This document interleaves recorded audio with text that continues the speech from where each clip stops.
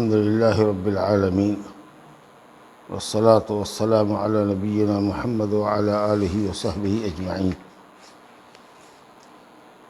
اما بعد۔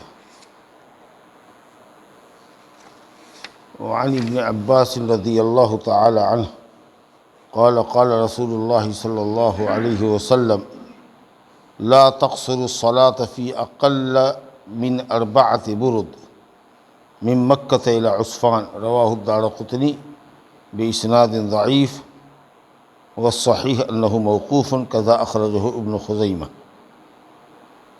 پہلے یہ مسئلہ گزر چکا ہے کہ سفر کا اطلاق کتنی مسافت پر ہوتا ہے۔ جس مسافت کو قطع کرنے والا آدمی مسافر کہلائے گا، نماز قصر کرے گا یا روزہ میں افطار کرے گا۔ تو میں نے بتایا تھا کہ جمہور علماء کہتے ہیں کہ 48 میل یعنی 72 کلومیٹر ہونا چاہیے سفر، تب اس کو سفر بولیں گے، اور احناف کے یہاں اس سے بھی زیادہ ہے، وہ 72 میل گویا کہ 100 کلومیٹر سے بھی کچھ زیادہ، 105 کلومیٹر کی مسافت کو سفر کہتے ہیں۔ اور بعض علماء نے کہا کہ سفر کی کوئی مسافت قرآن میں اور صحیح حدیث میں نہیں ہے، تو اس لیے اگر آپ کوئی دوری طے کرتے ہیں اور آپ کا دل مطمئن ہے کہ ہم سفر میں ہیں، اور جس کے لیے آپ تیاری کر کے جاتے ہیں، کھانے پینے کی اشیاء لے کر، سامان وغیرہ لے کر جاتے ہیں، اور گھر جیسی سہولت اور آرام وہاں نہیں پاتے ہیں، تو چاہے وہ 20 کلومیٹر ہی کیوں نہ ہو، 15 کلومیٹر ہی کیوں نہ ہو، اگر آپ کمفرٹ فیل نہیں کرتے ہیں، آرام محسوس نہیں کرتے ہیں، تو آپ مسافر ہیں، آپ قصر کر سکتے ہیں۔ مثلا میں نے مثال دیا تھا کہ یہاں سے رہیکا جائیے، مدھوبنی جائیے، دربھنگہ جائیے، جو سب 20 کلومیٹر، 17 کلومیٹر، 20 کلومیٹر، 22 کلومیٹر کی دوری پر ہے۔ اگر آپ اتنی بھی مسافت طے کرتے ہیں اور وہاں نماز اگر پڑھنے کی نوبت آتی ہے، تنہا اگر آپ نماز پڑھتے ہیں، تو آپ چاہیں تو قصر کر سکتے ہیں۔ قصر کون نمازوں کی کریں گے؟ 4 رکعت والی نمازوں کی۔ یہ بات بار بار کہہ رہے ہیں، سمجھا کہ نہیں؟ اور اگر جماعت کے ساتھ نماز پڑھیں گے تو وہاں کے امام کی اقتداء ضروری ہے۔ تو یہ جو 48 میل کا جو جمہور کا قول ہے، 48 میل، جس میں حنفیہ، مالکیہ بھی ہے، شافعیہ بھی ہیں، حنابلہ بھی ہیں، کہتے ہیں 48 میل 72 کلومیٹر جائے گا یہاں سے مظفر پور، تب سفر کا اطلاق ہوگا، اس کے نیچے نہیں کرے گا۔ ان کی دلیل یہی ہے۔ ابن عباس رضی اللہ عنہ فرماتے ہیں کہ رسول اللہ صلی اللہ علیہ وسلم نے فرمایا نماز قصر نہ کرو 4 برد سے کم میں۔ سمجھا کہ نہیں؟ اور 4 برد ہوتا ہے 48 میل۔ سمجھا کہ نہیں؟ یہ ایک مسافت ہے، جیسے میل ہے، فرسخ ہے، 3 میل کا ایک فرسخ ہوتا ہے، سمجھا کہ نہیں؟ اور 4 فرسخ کا ایک برد ہوتا ہے، سمجھا کہ نہیں؟ تو 12 میل ہو گیا، ایک برد، 12 چوکا 48، 4 فرسخ کا ایک برد ہوتا ہے، ایک فرسخ 3 میل کا ہوا، تو 4 تیا 12، 12 چوکا 48 میل۔ لیکن جیسے انہوں نے مثال دیا کہ مکہ سے عسفان جانا ہے، مکہ سے طائف جانا ہے، تو یہ سب کچھ ایسے ہی 80-85 کلومیٹر کی دوری پر ہے، تو آپ قصر کریں گے، سمجھا؟ لیکن کہتے ہیں کہ اس حدیث کو دارقطنی نے نکالا ہے، ضعیف سند ہے اس کی، اور صحیح بات یہ ہے کہ یہ موقوف ہے، یعنی ابن عباس رضی اللہ عنہ کا قول ہے، نبی صلی اللہ علیہ وسلم کی حدیث نہیں ہے۔ یہی بات صحیح ہے۔ ابن خزیمہ میں یہ ہے کہ ابن عباس کا یہ قول ہے، حضرت عبداللہ بن عمر کا یہ قول ہے، حدیث نہیں۔ اسے میں نے کہا کہ کسی بھی صحیح حدیث میں سفر کی مسافت نہیں بتائی گئی ہے، سمجھا نا؟ تو اس لیے مطلق سفر ہے، جہاں بھی آپ جائیں اور آپ کو لگے کہ یہ سفر ہے آپ کے لیے، تو آپ قصر کر سکتے ہیں۔ یہ بات پہلے بھی آ چکی ہے۔ ایک حدیث اور اسی تعلق سے ہے، لیکن یہ حدیث بھی کمزور ہے۔ کہتے ہیں حضرت جابر رضی اللہ عنہ سے روایت ہے، وہ فرماتے ہیں کہ نبی صلی اللہ علیہ وسلم نے فرمایا خیر امتی الذی اذا اساؤ یا الذین اذا اساؤ استغفروا و اذا سافروا قصروا و افطروا، اخرجہ الطبرانی فی الاوسط باسناد ضعیف۔ یہ حدیث بھی کمزور ہے، جابر رضی اللہ عنہ کہتے ہیں کہ رسول اللہ صلی اللہ علیہ وسلم نے فرمایا میری امت کے بہترین لوگ وہ ہیں کہ جب ان سے کوئی غلطی ہو جائے تو اللہ تعالیٰ سے مغفرت چاہے۔ بات تو ٹھیک ہے، مضمون ٹھیک ہے، قرآن نے بھی کہا کہ جو متقی پرہیزگار ہوتے ہیں، اللہ کے نیک بندے ہوتے ہیں، اگر ان سے کبھی غلطی ہو جاتی ہے یا شیطان کے ہتھے چڑھ جاتے ہیں، شیطان سے ان سے کوئی غلطی کرا لیتا ہے تو فوراً وہ چونکتے ہیں اور اللہ تعالیٰ سے اپنے کیے کرائے کی معافی مانگ لیتے ہیں۔ تو بات تو ٹھیک ہے یہ کہ آدمی کو توبہ کرنے میں تاخیر نہیں کرنی چاہیے، ٹال مٹول نہیں کرنا چاہیے، جیسے گناہ ہو، احساس ندامت ہو، فوراً اللہ کی طرف رجوع ہونا چاہیے، ٹال مٹول نہیں کرنا چاہیے۔ آگے کا جملہ جو ہے، اور جب سفر کریں تو نماز قصر کر پڑھیں اور روزہ افطار کریں۔ سمجھا کہ نہیں؟ کہ جب سفر کریں تو قصر کریں اور افطار کریں، مگر حدیث کا ہے کہ سند یہ اعتبار سے کمزور ہے، مسافر کے لیے قصر کرنا افضل ہے۔ بعض علماء نے تو کہا کہ واجب ہے، حنفیہ کے نزدیک تو واجب ہے، بلکہ بعض احناف نے کہا کہ نماز ہی نہیں ہوگی اگر سفر میں قصر نہیں کیجیے گا تو، سمجھے گا، لیکن جمہور نے کہا کہ نہیں، سنت ہے۔ اور سنت میں بھی افضل کیا ہے، مکمل پڑھیں کہ قصر کریں؟ تو افضل ہے کہ قصر کریں، کیونکہ نبی صلی اللہ علیہ وسلم نے، ابو بکر و عمر نے کبھی بھی زندگی میں سفر میں نماز مکمل نہیں پڑھی۔ حضرت عبداللہ بن عمر کہتے ہیں کہ میں نے رسول اللہ علیہ وسلم کے ساتھ سفر کیا، ابو بکر و عمر رضی اللہ عنہما کے ساتھ سفر کیا، کبھی بھی آپ کو مکمل نماز پڑھتے ہوئے نہیں دیکھا، 4 رکعت والی نماز ہمیشہ 2 رکعت ہی آپ نے پڑھا، سمجھا گیا؟ تو قصر کرنا مسافر کے لیے افضل ہے۔ باقی رہا رمضان کے اندر افطار کرنا، تو اللہ کو یہ بات بھی پسند ہے کہ جیسے روزہ رکھنا پسند ہے ویسے افطار کرنا پسند ہے، لیکن اب اس میں آپ کے لیے کیا سہولت ہے وہ آپ دیکھ لیجیے۔ اگر آرام دہ سفر ہے تو آدمی روزہ رکھ لے تو بہتر ہے زمانے کے اعتبار سے کہ رمضان کا دن افضل ہوتا ہے، اور اگر نہیں، آپ ہوائی جہاز سے بھی سفر کر رہے ہیں، دلی جا رہے ہیں، گاڑی سے، کار سے یہاں سے گئے، اے سی میں ایئرپورٹ گئے، وہاں سے ہوائی جہاز سے گئے، وہاں سے بھی پھر گئے، آپ کی آفس بھی اے سی ہے، کوئی دقت نہیں ہے، کوئی بھوک پیاس کی ضرورت نہیں ہے، تو بھی آپ چاہے تو قصر کر سکتے کیونکہ آپ مسافر ہیں، اور چاہے تو روزہ رکھ سکتے ہیں۔ افضلیت کیا ہے؟ کچھ لوگوں نے کہا کہ افضل ہے افطار کرنا، کچھ نے کہا کہ افضل ہے روزہ رکھنا، اور کچھ نے کہا کہ افضل کا جھگڑا مت کیجیے، جو مسافر کو اچھا لگے وہی اس کے لیے افضل ہے، سمجھا کہ نہیں؟ لیکن بہرحال اگر سفر میں مشقت ہو، پریشانی ہو، تو آدمی کو چاہیے کہ افطار کر لیں، روزہ رکھ لیں۔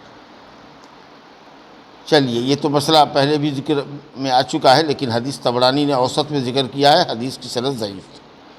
آگے ایک روایت دیکھیے، یہ مریض کی نماز کا طریقہ بتا رہے ہیں، یہ بہت امپورٹنٹ حدیث ہے۔ وعن عمران بن حسین رضی اللہ تعالی عنہ قال كانت بي بواسير فسألت النبي صلى الله عليه وسلم عن الصلاة فقال صل قائما فإن لم تستطع فقائدا فإن لم تستطع فعلى جنب رواہ البخاری۔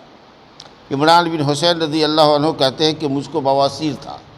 بواسیر کی بیماری آپ جانتے ہیں، مقعد کے اندر پیخانے کے راستے میں زخم ہو جاتا ہے اور اس سے خون بھی رستا ہے، کسی کو بادی ہوتا ہے، کسی کو خونی ہوتا ہے، اور کافی تکلیف دہ بیماری ہے اور گھٹیا بیماری ہے، متردی قسم کی بیماری ہے، سمجھے نا، بہت تکلیف دہ ہوتا ہے۔ پرانے زمانے میں تو لوگ مر جاتے تھے اکثر علاج کے ابھاؤ میں، آج کل تو سائنس ٹیکنالوجی ہی کر گئی ہے، اتنا میڈیکل اتنا ترقی کر گیا ہے، آپریشن کامیاب طریقے سے ہو جاتا ہے تو آدمی کو آرام بہت مل جاتا ہے، سمجھا کہ نہیں؟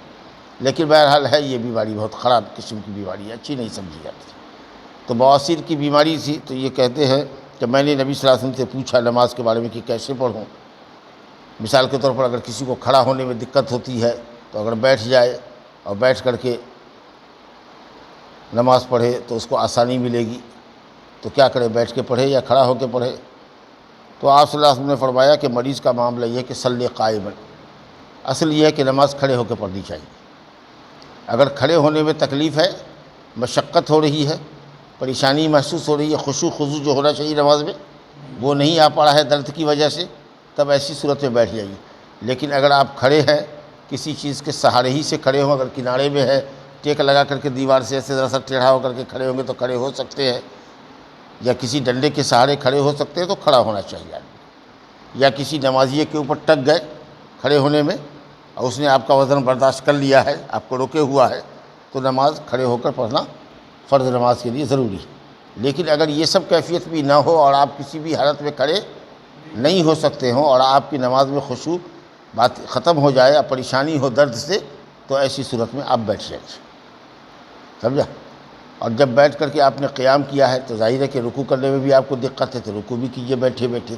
سجدہ اگر زمین پر کر سکتے ہیں، جیسے عام طور لوگ سجدہ کرتے ہیں، پیشانی ناک زمین پر لگاتے ہیں، ہاتھ کو زمین پہ رکھتے ہیں، گھٹنا زمین پہ رکھتے ہیں اور پاؤں کو کھڑا رکھتے ہیں، اگر اس طرح سجدہ کرنا آپ کے لیے ممکن ہو تو ویسا سجدہ کیجئے، پھر بیٹھ کر کے نماز پڑھیے، رکوع کیجئے، سجدہ جیسے عام لوگ کرتے ہیں ویسے کیجئے۔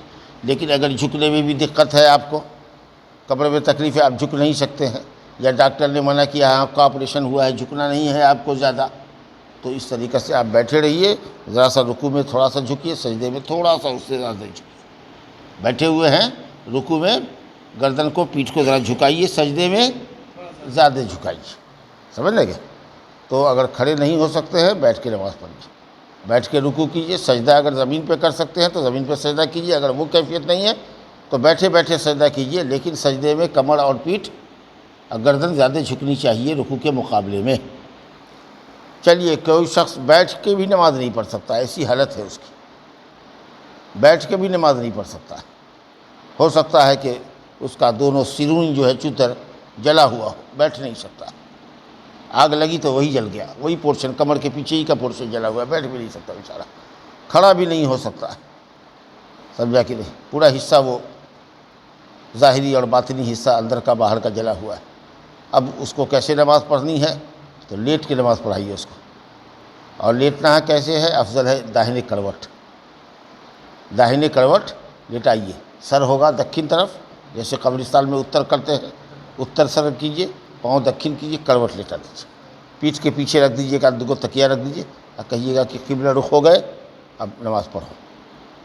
تو نیت باندھ سکتا ہے تو ٹھیک ہے، نہیں ہے تو ایسے الحمدللہ پڑھے گا، اس کے بعد اللہ اکبر کر کے رکوع جائے گا، گردن جھکاوے گا، ذرا سا صرف گردن جھکائے گا رکوع میں، سجدے میں تھوڑا سا گردن اور نیچے جھکائے گا۔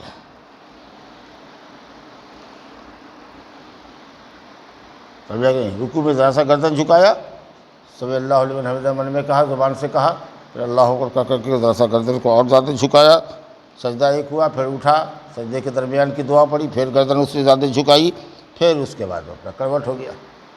اس طریقے سے 4 رکعت اپنی نماز وہ پوری کر لے گا، اور ضرورت ہو تو جمع بین الصلاتین بھی کرا دیجیے، کیونکہ وہ مریض آدمی ہے، جو نمازیں اکٹھا کر کے پڑھا دیجیے تاکہ 6 گھنٹے 8 گھنٹے کے لیے اس کی پریشانی دور ہو جائے۔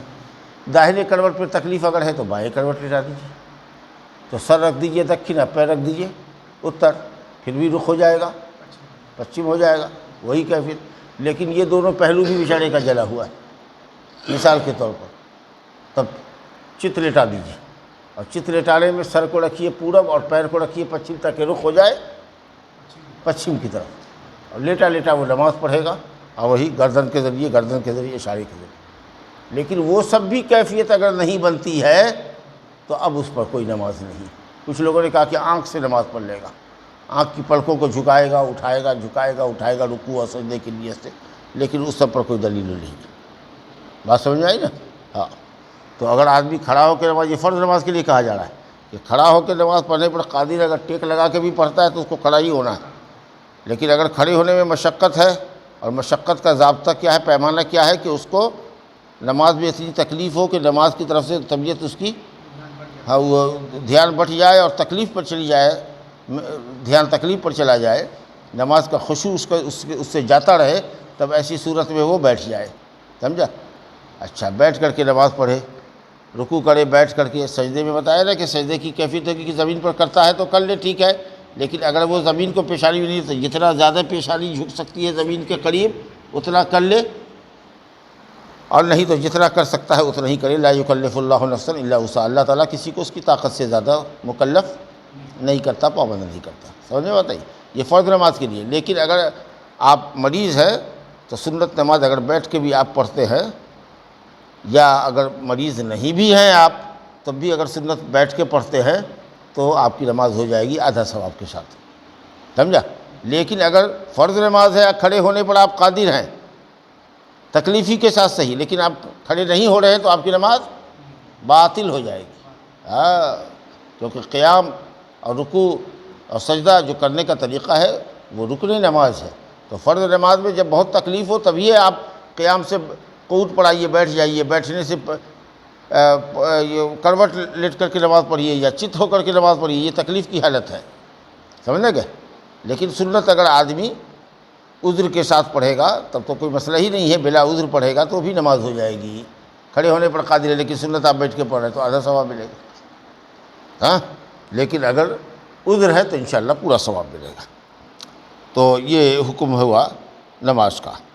اب کچھ لوگوں کو آپ نے دیکھا ہوگا کہ تکیہ رکھ کر کے سرحانے میں سجدہ کر کے، اس پیشانی زمین پہ نہیں جھک پاتی ہے تو تکیہ رکھ لے گا، تکیہ پر سجدہ کرے گا، غلط ہے۔ اگر سجدہ زمین پر کر سکتے ہو، پیشانی اور ناک ٹکا سکتے ہو زمین کے اوپر تو کرو، اور اگر اتنا نہیں جھک سکتے ہو، کمر پیٹھ میں درد ہے یا ڈاکٹر نے منع کیا ہے آنکھ کے آپریشن کی وجہ سے یا کسی اور چیز کی وجہ سے، تو جتنا بھر جھک سکتے ہو اتنا ہی بھر جھکو، کوئی چیز اونچی رکھ کر کے آپ کو سجدہ نہیں کرنا ہے۔ حدیث ہے حضرت جابر کی، کہتے ہیں کہ رسول اللہ صلی اللہ علیہ وسلم نے ایک مریض کی عیادت کی، بیمار پرسی کے لیے گئے تو دیکھا کہ وہ نماز پڑھ رہا ہے اور تکیہ اس کے سامنے ہے، اس پر وہ سجدہ کر رہا ہے۔ آپ نے اس کو اٹھا کے پھینک دیا اور کہا کہ زمین پر نماز پڑھو، زمین پر، یعنی سجدہ کرو زمین پر اگر طاقت رکھتے ہو تو، اور نہیں اگر کر سکتے ہو تو صرف گردن کو جھکاؤ، اشارے سے نماز پڑھو، لیکن تکیہ اونچا رکھ کر کے نہیں کر سکتے، سمجھ گئے؟ ہاں، یا نماز ہم کرسی پر پڑھ رہے ہیں اور ٹیبل سامنے الگ سے رکھ دیا، اس پر دونوں ہاتھ رکھ کے سجدہ کیا، یہ بھی نہیں کر سکتے، الگ سے کوئی چیز نہیں ہوگی، جب ہوگا تو زمین پر کیجئے، اور نہیں تو کرسی کے اوپر جھک کر کے ذرا سا رکوع میں ہلکا جھکے اور سجدے میں تھوڑا سا زیادہ جھکے، سمجھ لیں گے؟ تو آپ نے فرمایا کہ زمین کے اوپر نماز پڑھو اگر طاقت رکھتے ہو، ورنہ اشارہ سے پڑھو، اور سجدہ رکوع سے زیادہ جھکا ہونا چاہیے، سجدے میں زیادہ جھکو رکوع کے مقابلے میں، رکوع میں تھوڑا سا پیٹھ کو جھکاؤ گردن کو، اور سجدے میں زیادہ جھکاؤ، جتنا تک جھک سکتا ہے اتنا جھکاؤ۔ حدیث ہو گئی، کہتے ہیں بیہقی نے روایت کیا ہے اور ابو حاتم نے کہا کہ یہ بھی حضرت جابر کا قول ہی ہے۔ خیر، اس کے بعد بیٹھ کے نماز پڑھنا ہے تو کیا شکل ہوگی بیٹھنے کی؟ بیٹھنے کی کیا شکل ہوگی؟ کیا تحیات میں جیسے بیٹھتے ہیں ویسے بیٹھیں گے، یا دو سجدے کے درمیان بیٹھتے ہیں ویسے بیٹھیں گے، یا چار زانو ہو کے بیٹھیں گے جس کو ہمارے یہاں پالتی مار کے بیٹھنا کہتے ہیں، جیسے آپ بیٹھے ہوئے ہیں، کیسے بیٹھیں گے؟ تو بہتر یہ ہے کہ یہ کیفیت ہونی چاہیے، پلتھی مار کے بیٹھنا جس میں یہ زانو اور پنڈلی نمایاں ہے، ایسے بیٹھے ہوئے ہیں، یہ بھی دکھ رہا ہے یہ بھی دکھ رہا ہے، کیونکہ جب آپ دو سجدے کے درمیان بیٹھتے ہیں تو ایک پیر ایسے موڑے رہتے ہیں اور زانو پنڈلی کے اوپر ہوتا ہے، تو پنڈلی زانو سے چھپی ہوتی ہے۔ ہاں، یہاں متربعن کا مطلب یہ ہے کہ دونوں زانو اور دونوں پیر، 4 پوائنٹ ہوا، ایک یہ اور یہ سب نمایاں ہونا چاہیے، تو اس کی کیفیت وہی ہوگی۔ یا دوسری کیفیت یہ کہ دیوار بھی جب اس میں ٹک لگائے ہوئے ہیں، ایسے ٹک لگائے ہوئے ہیں، پیر کو ایسے کھڑا کیے ہوئے ہیں، سمجھا؟ یا کسی رومال سے پیٹھ کو اور پاؤں کو باندھ لیا اور دونوں سرین کے اوپر بیٹھے، ایسے پیر ہینگ کر رہا ہے، سمجھ لیں گے؟ ہاں، تو جیسے سہولت ہو بیٹھے، لیکن یہ کیفیت جو پھلتی مار کے بیٹھنے والی جو کیفیت ہے یہ زیادہ اچھی ہے۔ کیوں؟ اس لیے کہ سجدے میں جو ہم نماز میں بیٹھتے ہیں تو افتراش کرتے ہیں، بایاں پیر کو موڑ کر کے اس پر بیٹھتے ہیں، اور تحیات کے اندر آخری تحیات کے اندر کیا کرتے ہیں کہ بائیں سرین پر بیٹھتے ہیں اور بائیں ٹانگ کو داہنی ٹانگ کے باہر سے کر دیتے ہیں، تو یہ جو بیٹھک ہے ہماری یہ قیام کی جگہ پر ہے، تو ظاہر ہے کہ نماز میں جو بیٹھک ہماری ہے افتراش والی جو دو سجدے کے درمیان یا پہلے تحیات میں ہوتی ہے، اور تورک والی جو کیفیت ہے جو آخری تشہد میں ہوتی ہے، اس سے ڈفر ہونا چاہیے، فرق ہونا چاہیے۔ تو یہ جو پلتھی مارنے والی کیفیت ہے آپ کی، یہ جو بیٹھا ہوا لڑکا ہے یہ زیادہ اس میں آرام ہے اس کو، ہاں، یہ بیٹھنے والی کیفیت یہ آرام ہے، ایسے پلتھی مار کے بیٹھے ہوئے ہیں، نیت باندھا، اس کے بعد ہاتھ میں رکوع کیا، ایسے ذرا سا جھکے اور سجدے میں زیادہ جھکے، اور اگر سجدہ کر سکتے ہیں زمین پر تو ٹھیک ہے، اور نہیں ہے تو رکوع کے مقابلے میں سجدہ زیادہ جھکی۔ تو نماز اگر بیٹھ کے پڑھنی ہو تو پھلتھی مار والی جو کیفیت ہوتی ہے جس کو 4 زانو ہو کر بیٹھنا کرتے ہیں وہ کیفیت ہے۔ آخری حدیث یہی ہے، حضرت عائشہ رضی اللہ عنہ کہتی ہے کہ میں نے نبی صلی اللہ علیہ وسلم کو دیکھا 4 زانو ہو کر کے پلتھی مار کر کے، جس کو ہمارے یہاں پلتھی مار کے بیٹھنا کہتے ہیں، ہاں، کہ زانو اور پنڈلی کو موڑ لیا اور بائیں زانو اور پنڈلی کو موڑ کر کے بیٹھے، اس میں آرام ہوتا ہے، اور دونوں ہاتھ کو آپ نے نیت سینے پر باندھا، اور اس کے بعد ہاتھ کو زانو پہ رکھا، رکوع ذرا سے جھک کے کیا، اور سجدے میں اس سے زیادہ جھکے۔ رواہ النسائی، حدیث نسائی شریف کی ہے اور امام حاکم نے اس کو صحیح کہا ہے۔ ھذا وباللہ التوفیق۔ تو فرض اور سنت نماز کا جتنا کچھ طریقہ تھا یہاں سے اب ختم ہو گیا۔ اب نماز میں جو تھوڑا سا فرق ہوتا ہے وہ سب کیفیت آ رہی ہے. اب جمعہ کا باب شروع ہوگا، پھر عیدین کا بیان آئے گا، پھر بارش طلبی کی نماز ہوگی، پھر سورج گرہن کی نماز ہوگی جو عام پیٹرن سے تھوڑا سا ہٹ کے ہوتی ہے. تو نماز کا جو بھی باب تھا طہارت اور نماز کا وہ الحمدللہ آپ پڑھ چکے اور اچھی خاصی حصہ پڑھ چکے. 432 حدیثیں کل اب تک آپ لوگ پڑھ چکے ہیں. وللہ الحمد. چلو.